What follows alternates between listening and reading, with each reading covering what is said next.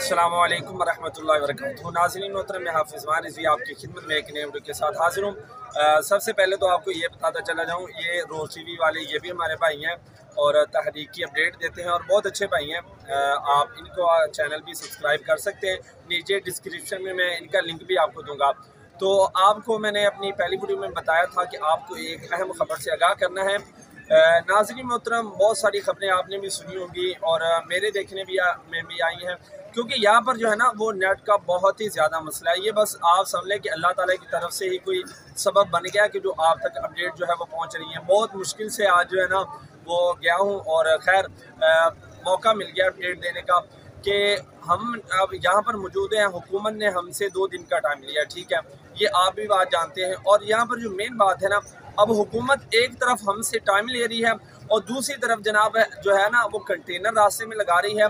और जो कंटेनर भी एक नहीं 2 नहीं जनाब, वक्फन जो है ना वो छोड़ कर लगा रही है। मसलन 1 किलोमीटर के ऊपर लगाया है, फिर थोड़ा वक्फा छोड़कर आगे और लगाया है, क्योंकि मेरे साथी जो है वो आए हैं, उन्होंने खुद देखा है। और एक बात तो ये न्यूज़ पर भी चली, अभी आप स्क्रीन पर भी देख रहे हैं कि जनाब तहरीक लब्बैक को रोकने के लिए जनाब उन्होंने खंदक खोदी है। एक जगह पर नहीं, 2 जगह पर 12 फुट चौड़ाई के अंदर है और 12 फुट जो है वो लंबाई के अंदर है, ठीक है। तो खैर ये हमारे लिए है तो कुछ भी नहीं है, चाहे जितना मर्जी कुछ कर रहे हैं, लेकिन बात करने का मकसद ये है कि जब आपने हमारे साथ मुज़ाकरात कर ली हैं, जब आपने कहा कि जनाब हम जो है वो सारा कुछ कर देंगे, तो फिर ये सिक्योरिटी ज़्यादा अलर्ट करने का मकसद, कंटेनर लगाने का मकसद, और लगाए भी जनाब मजबूत तरीन गए हैं कि पीछे कंटेनरों के जनाब उन्होंने मिट्टी लगाई है ताकि जब ये यहाँ से इनको हटाएं भी तो इनके लिए मुश्किल बने।